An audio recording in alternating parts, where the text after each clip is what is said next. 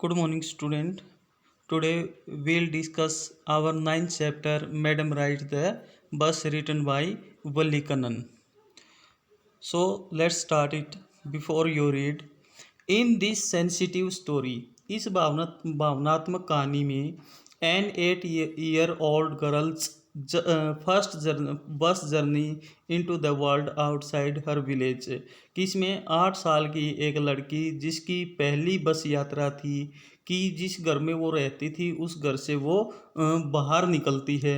The world outside her village, अपने गांव से बाहर के संसार को देखती है। Is also her induction, induction means introduction, और उसका पहली बार इंट्रोडक्शन होता है into the mystery of life and death, कि वो जान पाती है कि आखिर जीवन क्या है और डेथ क्या है, जीवन का रहस्य क्या है, डेथ का रहस्य क्या है। She sees the gap between our knowing that there is death and our understanding of it. वह हमारा जो ज्ञान है जो डेथ से संबंधित है उसके बारे और जो वास्तविक डेथ है और वो डेथ से संबंधित जितनी भी बातें हैं उन सब के बीच का जो गैप है वो उसको देखती है।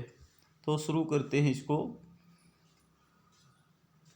There was a girl named Valli Malai, कि एक वल्ली मलाई नाम की एक लड़की थी। Who was called Valli for short, जिसको छोटे शब्दों में हम वल्ली कह सकते हैं, कि पूरा नाम न लेकर उसको हम शॉर्ट में वल्ली कह सकते हैं।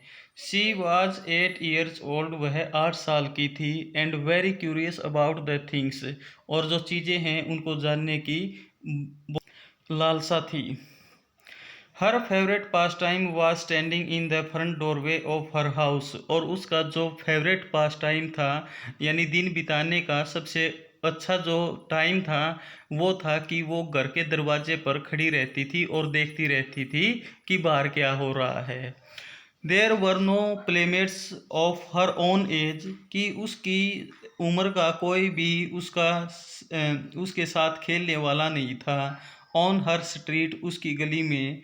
And this was about all she had to do, और इसीलिए उसे ये सब करना पड़ता था। कि इसमें बताया गया कि एक वल्ली नाम की एक लड़की थी जिसकी उम्र 8 साल थी, कि वो अकेली थी क्योंकि उसकी गली में उसकी उम्र का कोई भी बच्चा उसके साथ उस खेलने वाला नहीं था, उसकी उसकी हम उम्र का कोई भी नहीं था। इसीलिए वो अपने घर के दरवाजे पर खड़ी रहती थी और देखती रहती थी कि आखिर बाहर क्या चल रहा है। तो यही उसका, और इसके अलावा वो कर भी क्या सकती थी। बट फॉर वल्ली, लेकिन वल्ली के लिए standing at the front door was every bit as enjoyable as any of the elaborate games other children played. लेकिन वल्ली के लिए, जहाँ तक वल्ली की बात है, जो अपने दरवाजे पर खड़ा होकर बाहर देखती रहती थी और बाहर के दृश्य को देखकर वो बहुत ही ज़्यादा आनंदित होती थी, बहुत ही ज़्यादा खुश होती थी। और ये ऐसे ही खुश होती थी जैसे कोई बच्चा विस्तृत गेम खेलकर आनंद लेता है। Watching the street gave her many new unusual experiences, और जो स्ट्रीट में जो भी कुछ हो रहा है, जो घटना घटित हो रही है, उसको देखकर उसके पास अनयूजुअल अनुभव उस से उसका सामना होता है, यानी नए नए अनुभव वो प्राप्त करती जाती है। The most fascinating things of all was the bus, और सब में सबसे ज़्यादा आकर्षित करने वाली यदि कोई चीज़ थी तो वो बस थी। दैट ट्रेवल्ड, जो ट्रेवल करती थी between her village and the nearest town, जो उसके गांव से जो नज़दीक का शहर था, कस्बा था, उसके बीच में चलने वाली जो वो बस थी, उसको ही वो देखती रहती थी। It pass through her street each hour, और प्रत्येक घंटे वो उसकी गली से गुजरती थी। Once going to the town, एक बार वो टाउन में जाती थी, कस्बे में जाती थी। एंड वंस कमिंग बैक, और फिर वापस आती थी। The site of the bus, filled each time with a new set of passengers। और प्रत्येक जो बस थी, बस की प्रत्येक साइड पर यानी हर बार जो पैसेंजर होते थे, पैसेंजर का एक नया सेट होता था। यानी हर बार वही व्यक्ति नहीं उतरते थे बल्कि दूसरे अलग प्रकार के व्यक्ति उतरते थे। Was a source of an ending joy for Valli.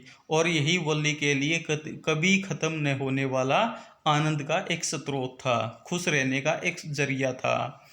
Day after day, दिन प्रतिदिन, सी वाच्ड द बस, दिन प्रतिदिन वो बस को देखती रहती। And gradually A टिनी wish crept into her head. और उसके दिमाग में साधारणतः एक जो छोटी सी जो विश है उसने जन्म लेना शुरू कर दिया था, रेंगना शुरू कर दिया था। एंड ग्रू देयर, और वहाँ पर वो विश उगनी शुरू हो गई थी। She wanted to ride on that bus, उस बस में वो राइड करना चाहती थी, उस बस की यात्रा करना चाहती थी। इवन इफ जस्ट वंस, कम से कम एक बार। This wish became stronger and stronger. और जो ये बस में यात्रा करने की जो इच्छा थी वो और ज़्यादा गहरी होती जाती है। Until it was an overwhelming desire. और इस प्रकार से ये जो डिजायर थी वो उसकी ओवरवेलमिंग डिजायर बन गई थी। ओवरवेलमिंग डिजायर एक ऐसी डिजायर होती है कि जिस किसी को भी ये ओवरवेलमिंग डिजायर होती है वो उस डिजायर को हर हाल में पूरा करना चाहता है। यानी जो ये बस में यात्रा करने की जो उसकी लालसा थी ये बहुत ज़्यादा गहरे तक चली गई थी। यानी जब तक ये जो इच्छा थी, डिजायर थी, वो तब तक नहीं पूरी हो सकती थी जब तक कि वो उसकी यात्रा न कर ले, बस की यात्रा न कर ले। Valli would stare wistfully at the people. Wistfully means गुस्से से। और वल्ली उन व्यक्तियों को बड़े गुस्से से देखती। Who got on end of the bus, जो प्राय बस में चढ़ते थे और बस से उतरते थे। When it stopped at the street corner, और जब ये बस स्ट्रीट कॉर्नर पर रुकती थी। यानी जो बस स्ट्रीट कॉर्नर पर रुकती थी उससे उसमें चढ़ने वाले व्यक्ति और जो उतरने वाले व्यक्ति थे उनको वो बड़े गुस्से के साथ देखती थी। देयर फेसेस वुड किंडल इन हर लॉगिंग्स।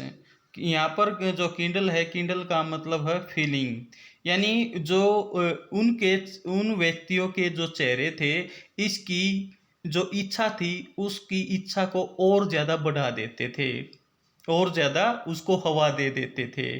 चाहे वो उसकी इच्छाएं हों, चाहे आशाएं हों, और चाहे वो उसके सपने हों।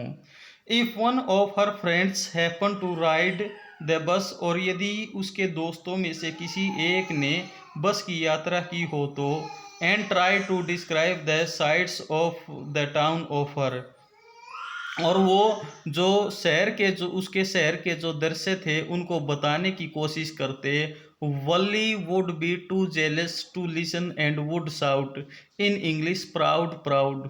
और जो वल्ली थी, वल्ली ईर्ष्या के कारण उन वर्ड को सुनकर चिल्लाना शुरू कर देती थी इंग्लिश में और कहती थी प्राउड प्राउड।